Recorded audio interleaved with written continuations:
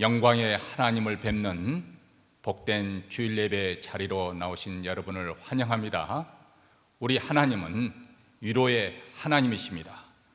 하나님의 위로가 임하면 황폐했던 이스라엘을 에덴 동산처럼 다시 회복시켜 주십니다.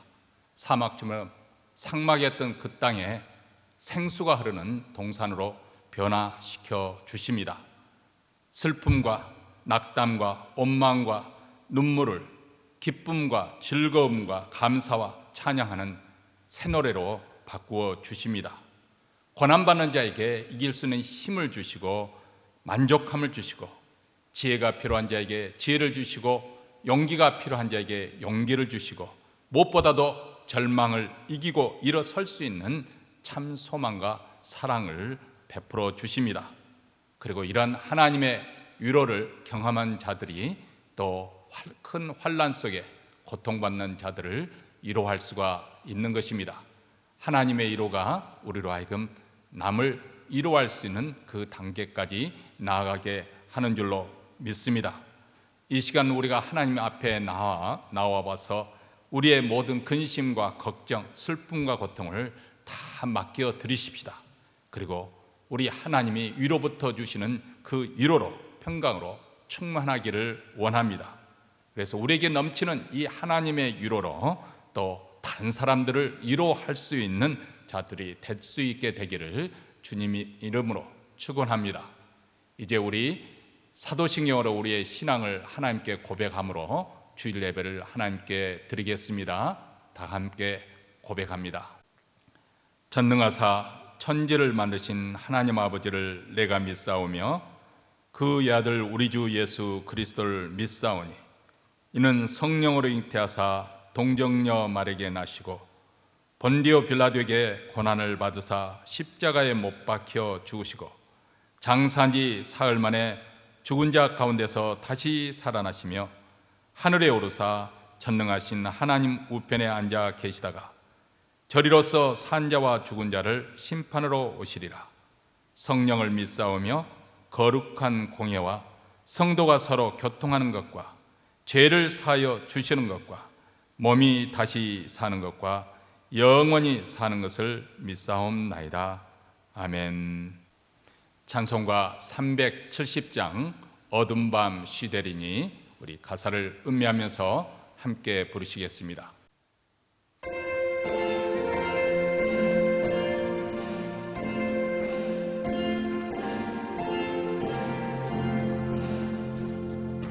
어둠 밤 시내리니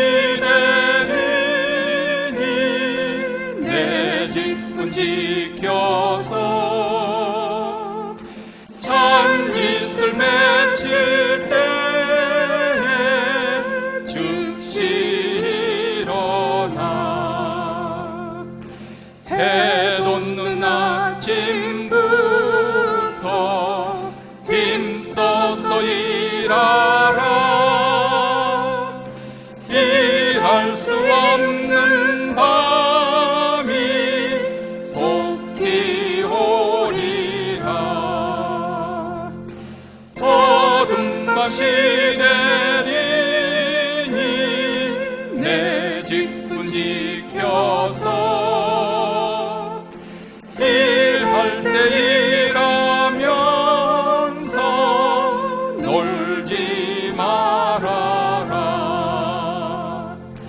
낮에는 골몰하나 쉴 때도 오겠네. 일할 수 없는 밤이 속히 오리라. 어둠 밤 시내리니 내 집은 지켜서 진은에 빗긴 벽에 힘써 일하고 그 빛이 다하여서 어둡게 되어도 할 수만 있는 대로 힘써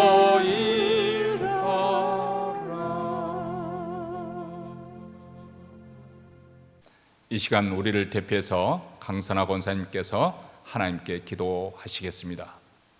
우주를 창조하시고 주관하시는 하나님 아버지, 아버지의 형상을 따라 지음받은 귀한 생명으로 이 땅을 살아가게 하심을 감사드립니다. 말씀과 더불어 매 순간을 아버지의 인도하심 속에 살게 하시니 감사합니다. 아버지께서 심어주신 삶의 자리에서 아버지를 기뻐하고 아버지를 찬양하며 오늘을 살고 내일을 살게 되길 소원합니다. 아버지의 뜻을 따라 십자가에 돌아가시며 아버지께 영혼을 부탁하신 예수님, 죽기까지 아버지께 순종하시고 죽음 이후에도 아버지를 의지하신 예수님, 아버지와 긴밀한 관계 속에 이 땅을 살다 아버지의 이름 부르며 이 땅을 하직할 수 있기 원합니다. 아버지의 손에 내 영혼을 부탁하며 영혼으로 옮겨지는 복 있는 자 되게 하시며 십자가의 능력 안에 살며 하나님 앞에 설 수 있는 은혜를 감사하며 십자가의 증인으로 살기 원합니다. 겉으로 드러나는 나의 행동뿐 아니라 내 마음속 조그만 움직임까지 모두 아시는 주님, 나 자신이 미처 깨닫지 못하는 감추인 나의 생각까지도 속속들이 다 아시는 주님, 주님이 나를 잘 아시는 것이 두려움이 아니라 기쁨이 되기 원합니다. 주님 앞에 정직하고 투명하게 살기를 힘쓰며 나보다 나를 더 잘 아시는 주님께서 나와 함께 하시며 나를 도와주심을 생각하며 그 은혜에 감격하여 하루하루 살게 하옵소서. 해마다 약해지는 겉사람에 실망하지 않으며 날마다 새로워지는 속사람의 소망을 두며 내가 나를 살기를 멈추고 내 안에 그리스도가 나를 사시도록 주권을 내어드려 성령의 인도하심 따라 은혜 안에 머물며 날마다 새로워지는 평안하고 복되게 살기 원합니다. 근심하지 말라 하신 말씀에 순종해 염려하지 않으며 말씀대로 이루시는 주님을 믿어 그리하며 눈앞에 펼쳐지는 상황에 시선이 머무는 우리와 달리 삶 전체를 보시는 주님을 온전히 신뢰해 가장 좋은 것으로 우리를 채워주시려는 주님을 생각하며 팬데믹으로 힘겨운 중에도 마음이 평안하게 하소서. 지금도 우리의 마음밭을 경작하시며 일하시는 하나님 아버지, 아버지의 손길을 따라 가지런해질 내 마음밭의 모습을 기대합니다. 이곳저곳에 도사리고 있는 고집과 욕심의 쓴 뿌리를 뽑아주시어 아버지의 말씀이 잘 뿌려질 옥토 되게 하시며 해를 더해가며 말씀의 열매가 풍성해지는 은혜 있게 하옵소서. 잠시 머물 세상의 집에 연연하던 우리에게 영원한 하늘나라의 집을 알게 하신 주님, 아버지의 집에 우리가 거할 자리를 마련하시기 위해 승천하신 주님, 주님이 예비하신 여호와의 집에 심겨질 기대로 이 땅에 누추한 집이 살만하게 하시며 아버지의 뜰 안에서 번성할 소망으로 이 땅의 팍팍한 날들이 견뎌지게 하옵소서. 이 시간 주님의 복된 말씀을 증거하시기 위하여 단위에 서신 이광욱 목사님 축복하시고 듣는 우리들에게도 은혜 받게 하여 주셔서 그 말씀 붙들고 불안한 마음을 뒤로하고 도우심을 구하며 주님께 나아가며 초조한 마음을 내려놓고 은혜를 사모하며 주의 이름을 부르며 긍휼과 사랑의 하나님을 온전히 의지하기로 마음을 굳히게 하시며 믿음으로 찬양하며 아버지의 도우심을 기다리며 사는 복된 새 주간을 살게 되길 바라올 때 감사하며 우리를 위하여 십자가에 달리신 우리 구주 예수님의 이름으로 기도합니다.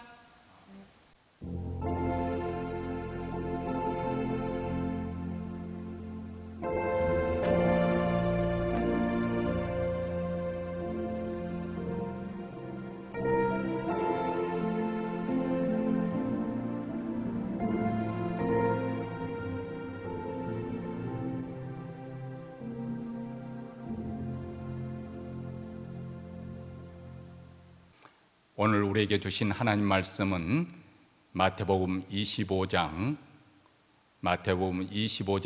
14절부터 30절 말씀, 우리 다 같이 함께 읽겠습니다. 또 어떤 사람이 타국에 갈 때 그 종들을 불러 자기 소유를 맡김과 같으니 각각 그 재능대로 하나에게는 금 5달란트를, 하나에게는 2달란트를, 하나에게는 1달란트를 주고 떠났더니 5달란트 받은 자는 바로 가서 그것으로 장사하여 또 5달란트를 남기고 2달란트 받은 자도 그같이 하여 또 2달란트를 남겼을 때 1달란트 받은 자는 가서 땅을 파고 그 주인의 돈을 감추어 두었더니 오랜 후에 그 종들의 주인이 돌아와 저희와 회개할세 5달란트 받았던 자는 5달란트를 더 가지고 와서 가로되 주여 내게 5달란트를 주셨는데 보소서 내가 또 5달란트를 남겼나이다.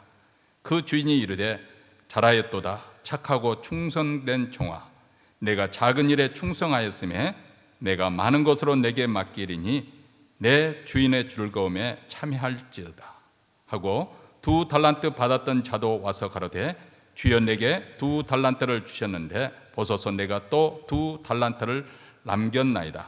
그 주인이 이르되 잘하였도다 착하고 충성된 종아 내가 작은 일에 충성하였음에 내가 많은 것으로 내게 맡기리니 내 주인의 즐거움에 참여할지어다 하고 1달란트를 받았던 자도 와서 가로되 주여 당신은 굳은 사람이라 심지 않은 데서 거두고 해치지 않은 데서 모으는 줄을 내가 알았으므로 두려워하여 나가서 당신의 달란트를 땅에 감추어 두었었나이다. 보소 당신의 것을 받으셨나이다. 그 주인이 대답하여 가로되 악하고 게으른 종아 나는 심지 않은 데서 거두고 해치지 않은 데서 모으는 줄로 내가 알았느냐. 그러면 내가 마땅히 내 돈을 취리하는 자들에게나 두었다가 나로 돌아와서 내 번전과 변리를 받게 할 것이니라 하고 그에게 그 1달란트를 빼앗아 10달란트를 가진 자에게 주어라.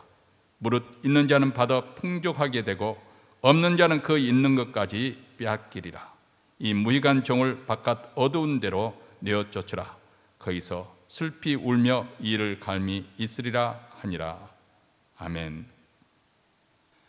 오늘 본문 예수님의 달란트 비유에는 등장인물이 타국으로 간 주인과 5달란트 받은 종과 2달란트 받은 종 그리고 1달란트를 받은 종이 등장하고 있습니다. 그 당시 1달란트는 요즘으로 말하면 거의 100만 불 이상이나 되는 그러니까 6천 데나리온 그 당시 하루 임금이 1데나리온인데 6천 데나리온 거의 20년 가까이 일해야 모을 수 있는 거금이었습니다. 그래서 여기에 보면은 1달란트, 2달란트, 5달란트를 받은 그런 어마어마한 액수를 주인이 어떤 조건을 달지 않고 각자 역량에 따라서 달란트를 맡겼습니다. 주인의 이러한 호의에 감사한 두 종은 열심히 장사해서 각각 또 다른 5달란트, 2달란트를 남겼습니다. 그런데 주인을 오해한 종은 땅을 파고 돈을 감추었다가 그대로 가져왔다는 것이죠. 자, 이 비유를 오늘날 현대판으로 각색해 본다면은 실리콘밸리에 아주 크게 성공하여 부자가 된 한 한국 사람이 있었습니다. 일찍이 그는 벤처 사업에 투자를 해서 돈을 얼마나 많이 벌었는지 모르겠습니다. 그런데 갑자기 장기간 동안 한국에 머물러야 할 그럴 사정이 생겼습니다.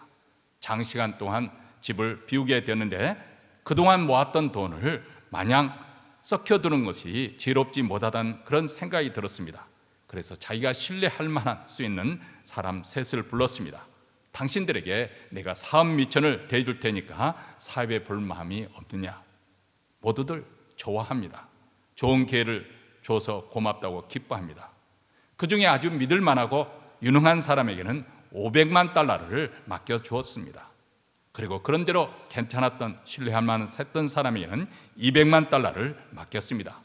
마지막 사람도 조금 불안하기는 하지만은 그래도 유능해 보여서 100만 달러를 맡겼습니다. 자, 마음대로 사업을 해보시오. 실패해도 좋습니다. 그 책임은 내가 묻지 않겠소 하고 한국으로 훌쩍 떠났습니다. 500만 달러와 200만 달러를 받은 사람은 평소에 생각해 둔 바가 있어서 즉시 가서 사업을 시작했습니다. 그리고 그 또한 많은 이익을 보았습니다. 그런데 100만 달러를 받은 사람은 그 목도 적은 것이 액수가 아님에도 불구하고 자기 자신이 제일 적게 받은 것이 조금 화가 났습니다.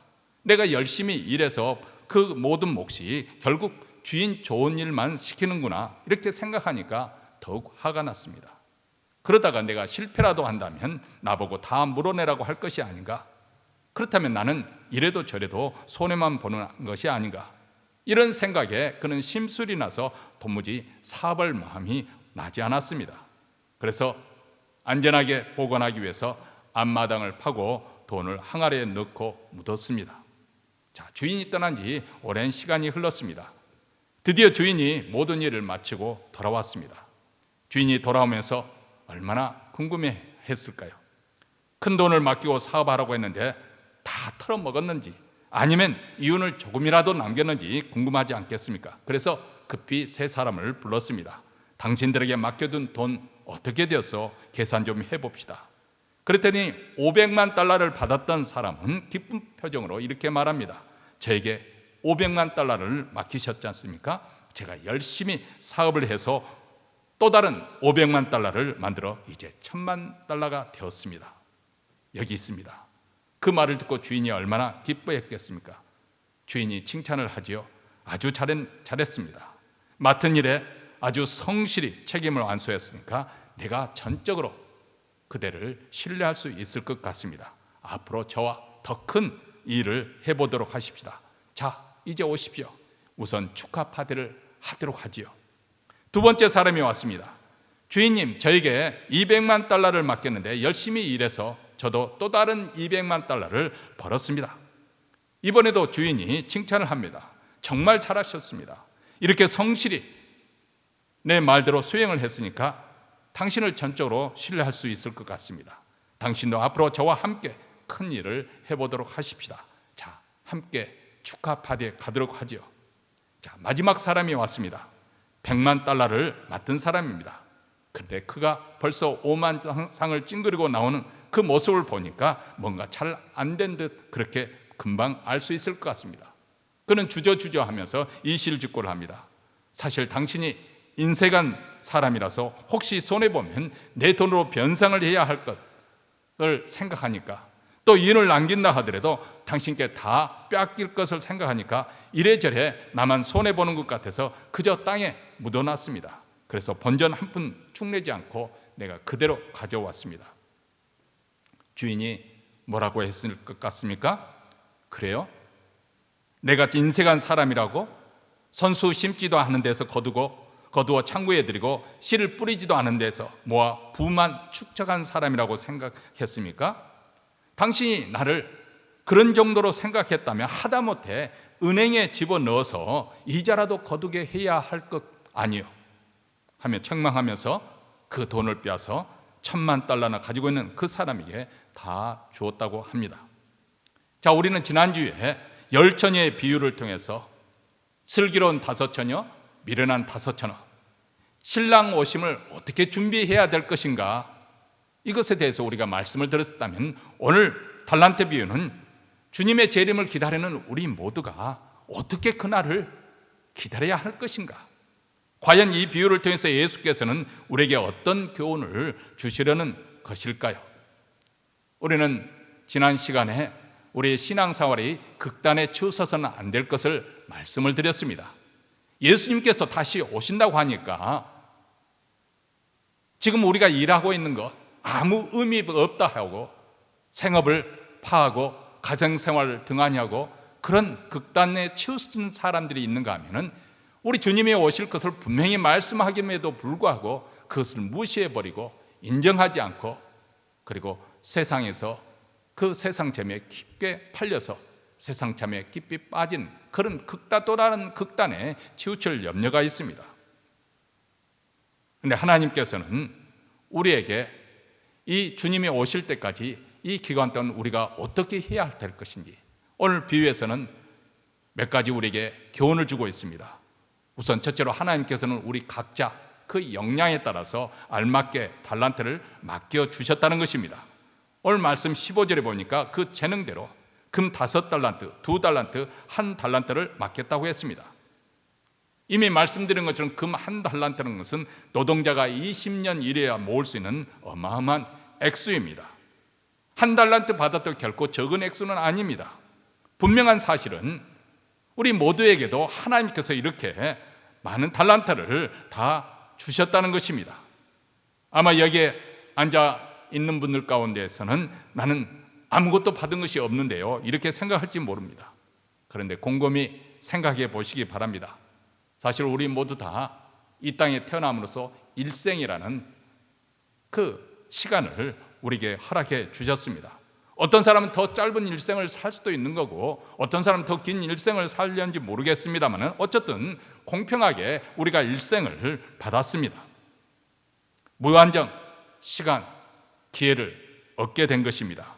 그리고 거기에 더해서 은사와 재능을 주셨습니다. 어떤 사람은 손재주가 아주 뛰어납니다.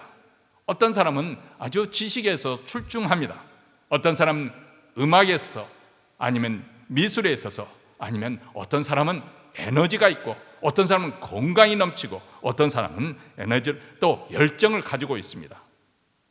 이렇게 건강도 재물도 누릴 수 있도록 하나님께서 우리에게 다 허락받았습니다. 물론 어떤 사람은 더 많이 받아 누리는 사람도 있고 어떤 사람은 그렇지 못한 사람도 있습니다. 그렇지만 각 사람의 재능에 따라서 능력대로 달란트를 맡겼다고 그렇게 말씀합니다. 그런데 오늘 본문에 보면은 얼마나 많은 달란트를 받았느냐, 이것이 중요한 것이 아니라 맡겨주신 달란트를 어떻게 사용하느냐. 왜냐하면 5달란트 받은 사람이나 2달란트 받은 사람이나 그 사람에게 주인이 칭찬한 내용을 보면 똑같거든요. 그것을 어떻게 활용했느냐, 이것이 중요하다는 것입니다. 나의 인생에서 얼마나 기회가 주어지나 이것보다도 그 기회를 어떻게 활용하면서 살았는지 그게 중요합니다. 우리 믿는 사람들은 그 재물이 내가 땀을 흘려 벌었다고 해도 수고한 대로 거두게 하신 분은 하나님으로 인정합니다. 사실 그렇지 않습니까?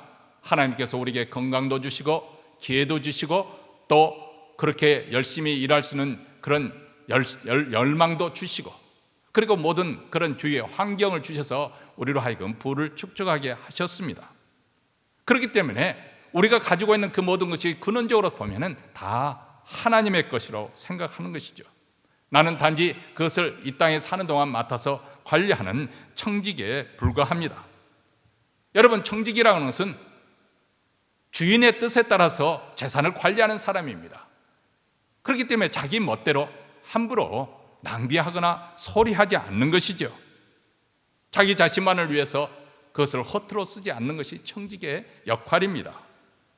청지기는 바로 하나님과 하나님 나라를 위해서 자기가 가진 것을 가지고 투자하는 사람입니다. 예수를 잘 믿고서 또 맡겨진 사명을 잘 감당하는 것이죠.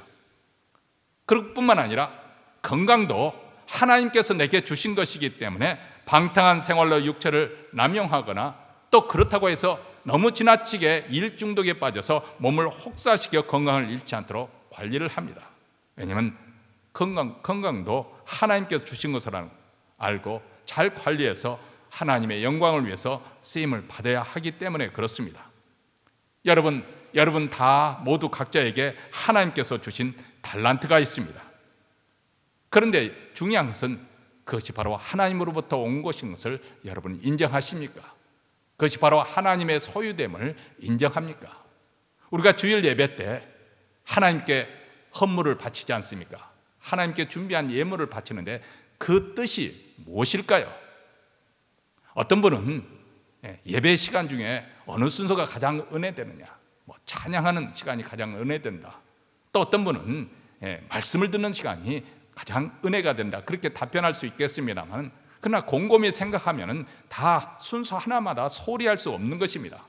그러나 구약에서 제사를 어떻게 드렸는가, 그것을 곰곰이 생각해 보면 예배의 성격이야말로 하나님께 바쳐드리는 이 예물을 바쳐드리는 이 시간이 가장 중요한 시간이 아닌가, 가장 의미 있는 시간이 아닌가 싶습니다. 왜냐하면 예배는 자신을 하나님께 드리는 것인데, 구약시대처럼 자기 자신을 죽여서 아니면 짐승을 죽여서 피로 제사를 지는 것이 아니라 내 자신을 산 제물로 드리는 것입니다. 그런데 여기서 가장 중요한 것은 내가 가지고 있는 그 모든 것을 하나님의 것이라고 하나님의 주권을 인정하는 표현입니다. 그래서 우리가 하나님께 10의 1을 바쳐드리는 이유가 바로 여기 있습니다. 우리 하나님의 우리의 물질이 필요해 있는 것이 아니라 우리의 믿음으로 이 모든 것이 하나님께로부터 온 줄 알고, 그리고 내가 누리고 있는 이 모든 것이 하나님의 소유됨을 알고 하나님이 주인됨을, 우리 하나님이 주제가 되심을 인정하는 표로 예물을 드리는 것입니다. 그래서 우리가 작은 물질이라도 정성껏 준비하면서 예배 하나님 앞에 드릴 때 우리 마음에 감격이 있어야 됩니다. 나 같은 자에게 어떻게 하나님께 나와서 이 예물을 드릴 수 있는 힘을 주셨을까? 하나님 참으로 감사합니다. 내가 지난 한 주 동안 수고한 그 모든 것을 낭비함 없이, 또 소홀함 없이, 또 세지 않고 거둬들이게 하셨사오니 하나님께로부터 온 것 하나님께 마땅히 드릴 줄 알아 하나님 앞에 예물을 가지고 나옵니다. 이런 신앙 고백을 가지고 하나님께 바치는 이 시간이 얼마나 은혜로운지 모릅니다. 하나님의 소유라고 인정하고 청지기의 삶을 사는 것, 이것이 바로 오늘 비유에서 우리에게 보여준 모습입니다. 우리에게 맡겨주신 것, 그것을 청지기로 이렇게 산다면 우리 하나님께는 더 큰 일을 우리에게 맡겨주실 것입니다. 그리고 하나님께서 우리에게 맡겨준 일에 대해서 하나님은 우리가 충성하기를 원하십니다. 우리가 은혜를 받게 되면 하나님을 위해 섬기는 그 모든 일이 다 귀하다는 사실을 깨닫게 됩니다. 아무리 그것이 사소한 일이라고 할지라도 그것이 소중한 것입니다. 주차장에서 주차 요원이 돼서 차를 인도하는 그 일도 하나님을 위해서 하는 것이니까 감격이 되는 것이죠. 저 같은 사람에게 이렇게 하나님을 섬길 수 있는, 이렇게 낮아져서 하나님을 섬길 수 있는 그것이 얼마나 감사합니까? 이것이 우리 믿는 자의 삶의 고백이죠. 그래서 다윗이 시편 84편 10절에서 이렇게 말씀하고 있지 않습니까? 주의 궁정에서 한 날이 다른 곳에서 첫날보다 나은즉 악인의 장막에 거함보다도 내가 하나님 문지기로 있는 것이 좋사오니, 세상에서 부귀영화를 누리고 호의호식에 사는 첫날보다도 이렇게 주의 예배당에 나와서 주님의 문지기로 하루를 보내는 것이 더 감격스럽다고 다윗은 고백하고 있습니다. 이렇게 은혜를 깨달은 사람들은 하나님께서 맡겨주신 일이 얼마나 소중하게 느껴지는지 모릅니다. 그래서 성실하게 충성스럽게 잘 감당하려고 하는 것이죠. 오늘 5달란트와 2달란트를 받은 사람은 바로 그래서 주님에게 칭찬을 받았습니다. 착하고 충성된 종아. 여러분, 세상에서도 사람들에게 일을 잘했다고 칭찬을 들으면 기분이 참 좋지 않습니까? 그런데 만왕의 왕이 되시는, 만유의 주가 되시는, 이 우주 만물을 만드신 창조주 하나님, 우리를 구속하신 그 구원자 하나님 앞에, 그 하나님께서 온 천하 만물, 천군 천사와 수많은 성도들 앞에서 칭찬을 받는다면 얼마나 큰 영광이 되겠습니까? 그런데 어떤 사람이 이런 하나님께로부터 칭찬을 들을 수가 있습니까? 충성된 사람입니다. 그 일이 작은 일이든 큰 일이든 맡겨진 일에 끝까지 책임지는 자세로 사는 그런 청지기 자세. 자, 그렇다면 어떤 사람이 충성된 사람일까요? 우리는 사람을 평가할 때 그 사람이 얼마나 높은 지위에 있었는지 그것으로 평가하기 쉽습니다. 네, 그것도 하나의 평가 기준이 될 수 있겠습니다. 그런데 그런 인간적인 평가보다도 하나님의 평가가 중요하죠. 어떤 의미에서는 그렇게 높은 지위에 있을 때보다도 그 사람이 그 자리에서 물러났을 때 그 사람이 어떤 모습으로 살아가느냐, 어쩌면 그것이 그 사람의 더 진실한 모습이라고 생각이 되어집니다. 이런 점에서 보면 미국 39대 대통령이었던 지미 카터 대통령을 생각하지 않을 수 없습니다. 사실 지미 카터 대통령은 정치가로서 아주 성공적이라고 말하기가 좀 어려웠던 사람입니다. 사람들이 생각하기에는 그는 이 위대한 미국의 일국의 대통령이라기보다는 그 학교의 교장 선생감이다, 그 정도의 그릇밖에 되지 않았다, 그렇게 평가하는 사람도 있었습니다. 그런데 세월이 지나면 지날수록 그 사람의 인격과 삶의 모습이 더 아름답게 빛나고 더 많은 사람들에게 감동을 주고 있었지 않습니까? 한 신문 기자가 지민 카터의 퇴임 후에 그의 삶을 추적하면서 기사를 쓰면서 아주 인상 깊은 그 짤막한 기사의 내용이 이것입니다. 백악관이 최종 인생 목표가 아니었던, 아마도 역대 대통령 중 유일한 대통령이 아니었을까. 사실 모든 정치가의 그 욕망의 끝자락은 백악관에 입성하는 것이거든요. 그 권력력으로 가지고 정말 이전투구를 하기 때문에 그것을 본 국민들이 지긋지긋해 하는 거 아니겠습니까? 모든 정치가들은 그들의 최고 인생 목표가 바로 대통령이 되는 것입니다. 그런데 백악관이 최종 목표가 아니었던 유일한 사람이 바로 지미 카터 전 대통령이었다는 것입니다. 왜냐하면 그는 대통령이 되는 것보다도 그 자리에 차고 꿰차고 권력을 누리는 것보다도 하나님을 섬기고 사람들을 섬기는 것이 그 인생의 목표였기 때문에 그렇습니다. 그렇게 하나님을 섬기고 사람들을 섬기는 그 과정 속에 한 과정이 바로 백악관이라는 자리가 주어졌을 따름이라는 것입니다. 그래서 그는 대통령직을 그만두어도 상관하지 않습니다. 그의 삶은 이전과 별로 달라질 바가 없었습니다. 여전히 하나님과 사람을 섬기면 되었습니다. 그에게 대통령직에서 물러났다는 또 다른 모습으로 여전히 하나님과 사람을 섬기는 것입니다. 그가 선거에서 두 번째 재임하는 선거에서 패배해서 고향 조지아로 돌아갔을 때 그는 그 고향 교회, 조그만 교회로 다시 돌아가서 옛날처럼 주일학교 교사를 섬깁니다. 그리고 한 달에 한 번씩 자원봉사제로 부인 로잔린 여사와 함께 교회당 청소를 했다고 합니다. 전국 각지에서 사람들은 한때 그래도 대통령 지냈던 사람이 어떻게 주일에 주일학교 교사로 섬기는지, 어떻게 청소를 하는지 궁금하고, 그래서 어떨 때는 주일에 그 본교회 교인들보다도 예부로 보통 방문객이 더 많았었다고 합니다. 그뿐만 아닙니다.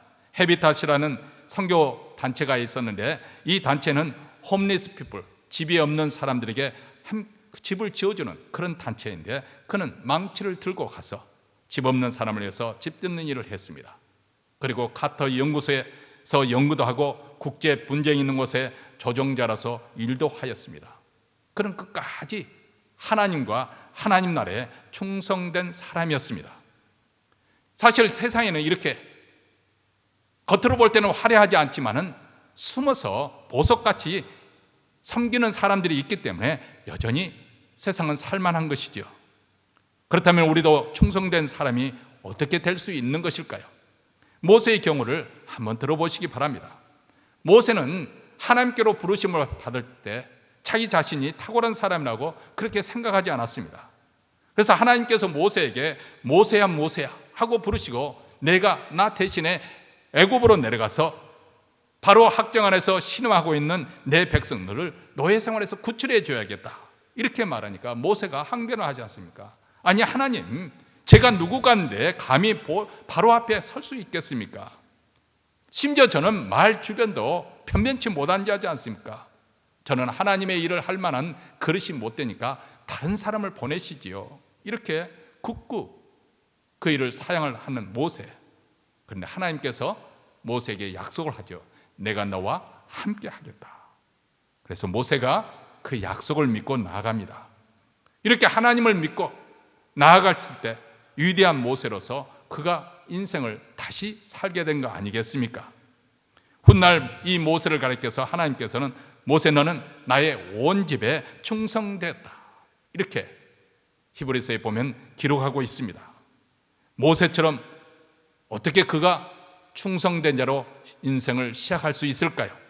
그것은 바로 하나님을 믿는 데서부터 시작하는 것입니다. 우리 하나님은 충성된 분이십니다. 우리 하나님은 성실하신 분이십니다. 우리 하나님은 신실하신 분이십니다. 그래서 믿으신 하나님, 그분은 믿을 만하다, 신뢰할 만하다는 것입니다. 왜냐하면 그분은 변덕을 부리지 않기 때문에, 그분은 거짓말을 하지 않기 때문에, 그분은 공수뼈를 남발하지 않기 때문에, 그분의 성품 자체가 신실하기 때문에, 그래서 그 하나님을 믿는 백성들도 충성스러워야 하는 것이죠. 하나님의 말씀을, 약속된 말씀을 그대로 믿는 것입니다. 자, 5달란트와 2달란트를 받은 사람은 즉각 나가서 장사해서 이윤을 얻었습니다. 왜 그렇게 바로 그렇게 담대하게 일을 할 수 있을까요? 그것은 주인을 신뢰했기 때문에 그렇습니다. 주인이 그렇게 일을 맡겨주니까 그 말을 그대로 믿고 나아가서 일을 했던 것이고, 아니 우리 주인은 믿을 만한 분이다, 그분은 나를 일부러 골탕을 먹이기 위해서, 내게 책임을 묻기 위해서, 벌을 주기 위해서 그런 분이 아니라는 것을 확실히 알고 믿었기 때문에, 아니 그분이 제안한 대로 따른다면 좋은 일이 있을 것이다, 그 주인을 신뢰했던 것이죠. 반면에 1달란트를 받았던 사람은 주인을 믿지 않았습니다. 주인을 의심했습니다. 아니 본인 스스로 그 주인에 대해서 오해를 했습니다. 주님의 아주 엄한 사람으로, 인색한 사람으로 그렇게 생각했던 것이죠. 이렇게 주인에 대한 불신이 그로 하여금 잘못된 행동을 하도록, 판단을 내리도록 한 것입니다. 여러분, 우리 신앙생활도 마찬가지입니다. 우리 모두 다 하나님을 믿는 것이죠. 그렇지만 우리의 삶의 선택에 있어서, 판단에 있어서, 우리의 행동에 있어서 어디서부터 차이가 나게 만드는 것일까? 정말 신실하신 하나님을 믿고 있느냐? 내가 믿고 있는 하나님이 바로 성경에서 약속하신 그 신실하신 하나님, 그 하나님을 믿고 있느냐? 아니면 1달란트를 받았던 사람처럼 자기 스스로 하나님은 이런 분이겠거니 이렇게 스스로 오해를 하거나 착각을 하고 믿는 것은 아닐까요? 여러분, 어리석은 자는 어떤 사람일까요? 하나님 말씀에 귀를 기울이지 않고 자기 스스로 자기에게 말하는 사람이 어리석은 사람이에요. 시편에도 그렇지 않습니까? 어리석은 사람은 마음에 이르기를, 그러니까 자기 스스로 이렇게 말하는, 하나님이 없다 하도다. 예? 자기 스스로 자기 지식에 의거해서, 자기 경험에 의거해서, 자기 지식에 추론을 해서 하나님이 없다, 이게 바로 어리석은 사람이라는 거예요. 우리 신앙생활을 할 때 그럴 때가 있습니다. 우리가 하나님의 말씀을 의지하지 않고 자기 느낌이나 자기 생각이나 자기 경험을 앞서서 하나님은 이런 하나님이겠거니 거기에 따라서 자기도 행동을 하는 것이죠. 거기에 따라서 판단하고 선택하는 것이죠. 여러분, 우리가 신앙생활에 충성할 수 있는 비결은 우리가 믿는 하나님이 신실하시고 변함이 없으신 분이시다, 그분은 미쁘신 분이시다, 이것을 믿어야 합니다. 영원토록 변함없는 그분의 약속이 있기 때문에, 1.1에게라도 변개치 아니하겠다는 주님의 약속이 있기 때문에 우리는 요동하지 않고 끝까지 충성할 수 있습니다. 세 번째로 우리가 이 비유를 통해서 교훈받는 것은 하나님과 계산할 날이 꼭 온다는 사실입니다. 오랜 시간이 경과한 후에 주인이 마침내 돌아왔습니다. 어떻게 보면 우리는 지금 계속해서 종말론에 관해서 설교를 들으면서 예수님의 재림이 너무 지연되는 것이 아닌가, 이런 의구심을 가지고 있습니다. 그러나 분명한 사실은 성경에서 예언됐던 그 모든 예언들이 다 성취되었습니다. 예수님이 어떻게 탄생하셨고 그분이 어떤 삶을 살 것이며 또 무슨 일을 할 것이며, 심지어는 십자가에서 그분이 무슨 말을 할 것인가까지 이미 구약성경에 예언이 되었습니다. 예수께서 십자가에 달려서 죽으실 때 내가 목마르다 이렇게 말씀하지 않습니까? 그 말을 들은 로마 병사가 우술죄 신 포도주를 대서 입에 대심에 한번 맛보시고는 다시 대지 않으셨다. 여러분, 왜 예수님께서 그 순간 내가 목마르다 말씀하셨을까요? 왜 성경 기자는 그 말 한마디도 놓치지 않고 기록하였을까요? 우리에게 뭘 말씀하려고 하는 것입니까? 성경에서 예언되었던 말씀이 어떻게 예수님의 사건을 통해서 정확하게 성취되었는가, 그것을 보여주기 위함입니다. 그렇다면 우리에게 마지막 최종적으로 남은 예언이 있는데, 그것은 바로 우리 주님이 다시 오신다는 그 말씀입니다. 지금까지 모든 예언이 다 그대로 성취된 것처럼 우리는 이것을 충분히 추론하여서 근거로 해서 우리 주님이 다시 오실 것을 믿을 수가 있습니다. 확신할 수가 있습니다. 하나님이 작정하신 그날에 확실히 그분은 오십니다. 그리고 그때 우리 보고 계산하자고 하실 것입니다. 그때 주님의 평가에 따라 충성된 종이 되느냐, 불충성한 종이 되느냐, 둘 중에 하나로 분류가 될 것입니다. 오늘 본문에 보면 충성된 종들에게는 하나님께서 세 가지 축복을 주셨습니다. 첫째는 주인 되신 하나님으로부터 착하고 충성된 종이라 이렇게 칭찬을 받는 것입니다. 두 번째는 더 큰 일을 맡게 될 거라는 것입니다. 그리고 세 번째는 주님의 즐거운 잔치에, 어린 양 혼인잔치에 초대된다는 것입니다. 그러나 반면에 불충성한 종은 악하고 게으른 종이라고 무서운 책망을 받습니다. 그리고 있는 것까지 빼앗기고 바깥 어두운 데로 내어 쫓겨 거기서 슬피 울며 이를 갈 수밖에 없는 상황이 되어버리고 맙니다. 제너럴 일렉트릭이라고 하면은 지금도 아주 미국에서 아주 유명한 잘 나가는 회사입니다. 엔지니어로서는 꿈의 그런 직장이죠. 근데 예전에, 지금도 그렇지만 예전에도 포춘지에 따르면 그 당시 500대 기업 안에서 순이익을 남기는 순위로 2위로 손꼽힐 만큼 아주 대단한, 그렇게 잘 나가는 때가 있었습니다. 그런데 한때 문어발식으로 기업을 방만하게 운영하니까 겉으로 보기에는 매출이 많으니까 잘 돼가는 것처럼 보이지만 실속이 없는, 정말 말 그대로 집 자본만 들어가는 그런 회사들로 점점 망해가는 그런 상황이었습니다. 그래서 잭 웰치라는 분이 회장으로 취임하게 됐는데, 이분이 이제 그 회사를 다시 흑자 회사로 돌아서게 만들고 또 아주 실속 있는 회사로 만들게 했다는 것이죠. 그래서 많은 사람들이 그분의 기업 경영에 대해서 궁금할 거 아닙니까? 그래서 물었습니다. 그랬더니 그가 이렇게 말했습니다. 아주 간단한데, 양손에 비료와 물을 두고 꽃을 가꾸는데 만약 그렇게 물을 주고 비료를 줘도 자라지 않으면 좋지만, 만약에 아름다운 꽃을 피우면 좋지만 그렇지 않으면 가차없이 잘라버리는 것이 나의 경영 철학이다, 이렇게 말했다고 합니다. 아주 무서운 말이죠. 그 당시 그 회사에 8만 5천 명이나 가까운 그 사원들이 있었는데, 잭 웰치 회장은 거의 매일, 아니 하루에 거의 절반을 회사에 종사하는 그런 사원들을 놓고 평가하는 데 시간을 다 보낸다고 합니다.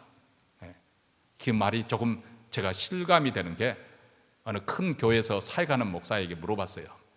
조그만 교회 사역할 때와 큰 교회 사역할 때 뭐가 그렇게 다릅니까? 했더니 예전에는 작은 교회에 있을 때는 자기가 말씀 준비하고 뭐 이렇게 교회 사역하는 것이 이렇게 가장 큰 비중을 차지했는데, 지금은 교회가 커지니까 사람을 경영하는 것이 더 스트레스가 많고 신경이 많이 쓰여진다.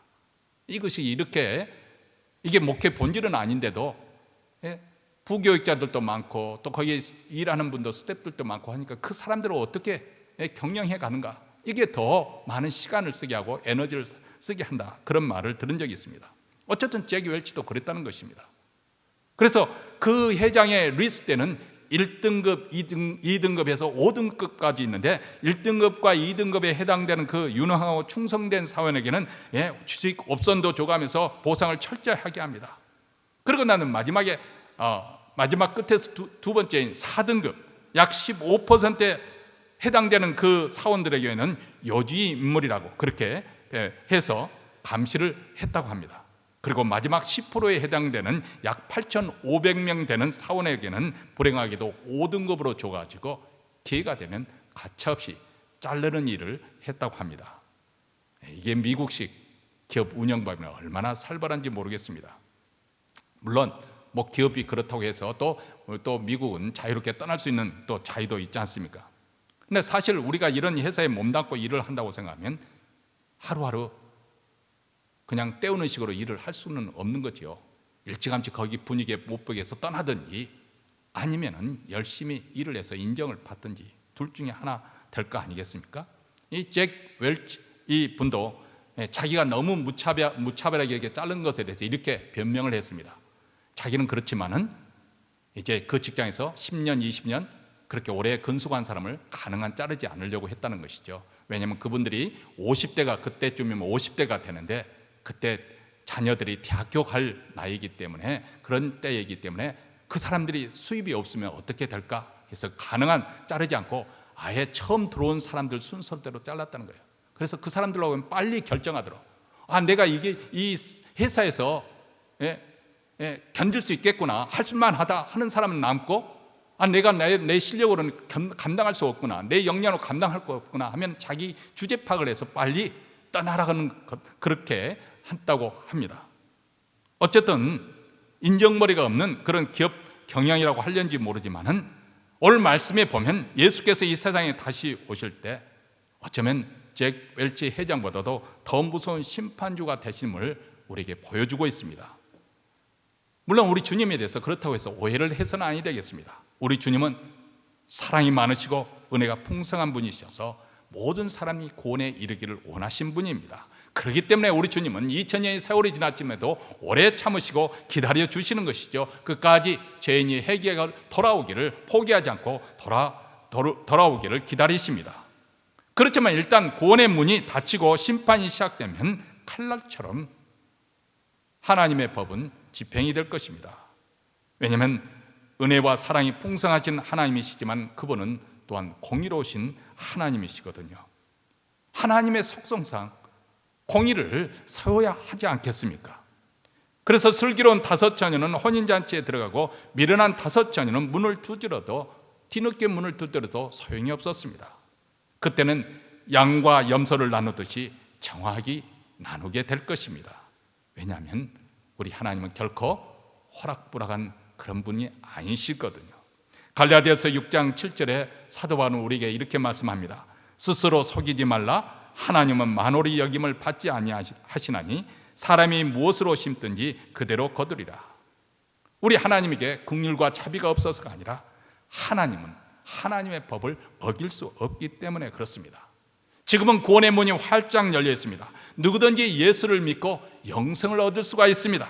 한때 잘못 생각하고 잘못 행동했다 하더라도 회개하고 돌아오면 얼마든지 만회할 수가 있습니다.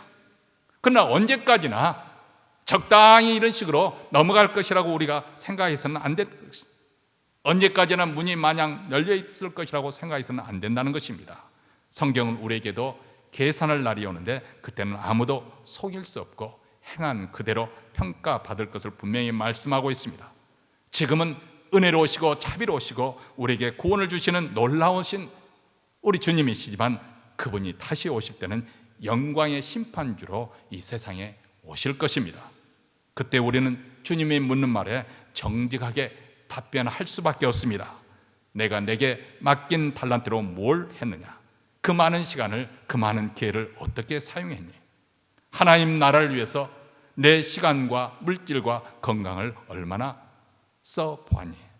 그리고 내게 맡긴 자녀를 위해서, 또 그들의 영혼을 위해서 눈물을 흘리며 얼마나 기도를 해보았니? 내 배우자를 위해서, 내 친척과 이웃들을 위해서, 친구를 위해서 얼마나 애를 쓰고 그들을 위해서 기도하고 전도해 보았니? 아니, 예수 안 믿는 사람을 위해서, 그래, 주님의 이름으로 그들에게 점심 한 끼라도 대접해 본 적이 있니? 그 많은 기회와 그 시간들을 어떻게 사용하는지 한번 계산해 보자. 하나님은 우리에게 달란트를 맡기며 기회를 주십니다. 처음에는 감당할 수 있을 만큼 작은 일을 맡깁니다. 그리고 그 일에 우리가 최선을 다하고 또 모든 열정을 받게 성실함으로 잘 감당하면 그 사람의 상을 주시고 더 많은 일, 더 중요한 일을 맡겨주십니다. 이것이 영적인 비결입니다. 무릇 있는 자는 받아 풍족하게 되고 없는 자는 그 있는 것까지 빼앗기리라. 어떻게 보면 이것은 세상 하는 그 원리하고는 좀 반대되는 것 같습니다. 세상은 가진 자의 것을 빼앗아서 없는 자에게 나눠주는 것을 정의라 하고 공평이라고 말하죠. 많은 정부에서 합법적으로 세금을 통해서 이렇게 해서 부의 분배가 이루어지도록 하지 않습니까? 그런데 영적인 세계는 다릅니다. 영적인 원칙은 있는 자는 더 풍족하게 될 것이고 없는 자는 그 있는 것까지 빼앗기게 될 것이다.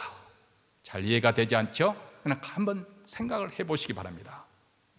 우리가 은혜가 충만하게 되면 하나님을 사랑하게 되지 않습니까? 하나님을 사랑하게 되니까 하나님께 더 가까이 나아가게 되죠. 하나님께 더 부르짖어 기도하게 되고 하나님 말씀을 더 사모하게 되지 않습니까? 이렇게 갈급해하고 사모하는 자에게 하나님께서는 더 큰 은혜를 주시죠. 더 큰 은혜에 처하게 되니까 하나님을 더 뜨거운 마음으로 사랑하게 되고 더 큰 헌신을 하게 됩니다. 이렇게 점점 선순환이 이루어지는 거죠. 더 하나님께 한 걸음씩 가까이 나아가게 되고 더 큰 충만의 은혜의 세계, 더 큰 복을 누리게 되는 것입니다. 그러나 반면에 우리가 기도 생활 게으리하고 또 말씀 보는 것을 등한히 하고 또 예배 드리는 것을 소홀히 하게 되면 점점 하나님으로부터 멀어지게 됩니다. 그것을 어떻게 알 수 있어요? 한마디로 영적 입맛을 잃어버려요. 하나님 말씀을 들어도 그 말씀이 꿀송이처럼 타는 것이 아니라 어서 빨리 끝났으면 좋겠다. 찬송가를 부르도 3절만 부르면 이 교회 참 반가운 거죠. 기도를 짧게 하면 즐거운 거죠. 왜 이렇게 됐을까요? 하나님으로부터 벌써 마음이 멀어지는 거예요. 마음이 뜨거우면 성경 9절만 읽어도 벌써 마음이 뜨거워질 수 있잖아요. 아버지 해도 그 마음에 눈물이 솟구칠 수가 있지 않겠습니까? 그런데 하나님부터 마음이 멀어지니까 말씀도 기도 생활도 게을러지는 거죠. 말씀도 기도 생활에서 멀어지니까 더 하나님의 존재가 희미하게 느껴지고 세상 재미가 더 마음에 와 닿게 되는 것입니다. 여러분 유상종이라 하잖아요. 예? 신앙이 나이롱생자는 그런 것만 보이고 그런 것만 끌리게 되어 있는 거죠. 저질스러운 그런 것이 더 즐겁게 느껴지는 것이죠. 이렇게 악순환에 빠지게 되면 가지고 있는 그 은혜마저도 다 뺏기고 맙니다. 그러므로 우리는 기회가 주어진 대로, 우리에게 은사와 능력이 주어진 대로 주의 나라를 위해서 충성하십시다. 맡긴 일에 성실하십시다. 우리 주님 오시는 그날까지 가정에서든지 직장에서든지 내 사업에 터졌든지 그리고 교회 생활에서든지 아니 이웃에 대해서 우리가 할 수만 있다면 성실한 마음으로 충성되게 우리에게 맡겨진 대로 우리가 살려면 우리 주님께서 다시 오실 때 큰 상급과 칭찬이 있을 것입니다. 우리 주님이 약속하셨습니다. 기억하시기를 바랍니다. 기도하겠습니다.